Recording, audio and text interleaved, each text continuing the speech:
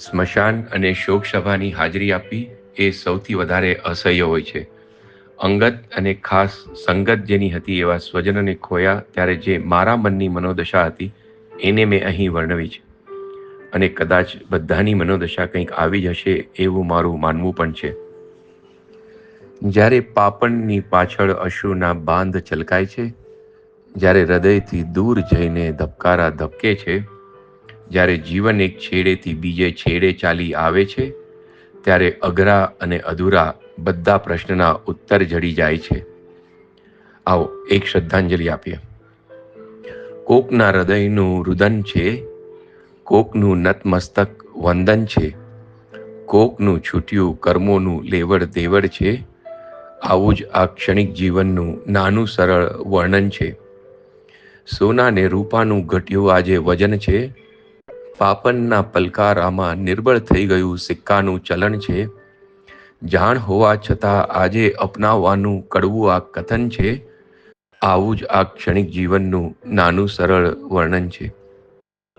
અંતકરણમાં ઉભર્યું લાગણીનું છલકામણ છે, મન મંદિરમાં ઉમટ્યું વિચારોનું અથડામણ છે, સુખ અને દુઃખનું ઉતર્યું ભ્રમિત એવું આવરણ છે.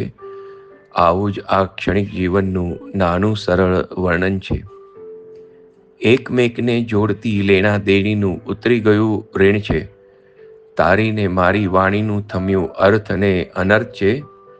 ચડ ઉતર કરતી મતીનું શમ્યું તર્ક અને વિતર્ક છે. આવું જ આ ક્ષણિક જીવનનું નાનું સરળ વર્ણન છે. પસંદ નાપસંદની પૂરી થઈ ગઈ રમઝટ છે, અંગરખાની જેમ જ અંગ પણ છે પરાયું એની થઈ ગઈ સમજણ છે. બહારથી અંતરમાં વળી રહી દ્રષ્ટિ જ ખરેખર અંગત છે. આવું જ આ ક્ષણિક જીવનનું નાનું સરળ વર્ણન છે. પ્રત્યક્ષ અને પરોક્ષનું અટક્યું હવે મંથન છે, નશ્વર આ શરીરનું છૂટ્યું હર એક બંધન છે. અનંત એવા આ જીવનું શરૂ થયું ઘર પરિવર્તન છે. આવું જ આ ક્ષણિક જીવનનું નાનું સરળ વર્ણન છે. જૂઠનું તૂટ્યું દર્પણ, સત્યને ચરણે હવે સમર્પણ છે. પળે પળ આ પવિત્ર જીવને કરવી હવે અર્પણ છે.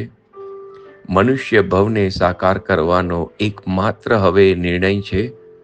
આવું જ આ ક્ષણિક જીવનનું નાનું સરળ વર્ણન છે.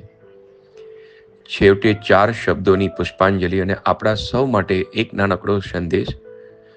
ટેકનોલોજી આશીર્વાદરૂપ જરૂર છે અને એનો સદુપયોગ સમય રહેતા કરી લેવો જોઈએ. ધક ધક ધડકે ત્યારે ઘંટડીની વાટ જોવાય છે, ધક ધક અટકે ત્યારે ઘંટડીની ઝંઝાવાત છે.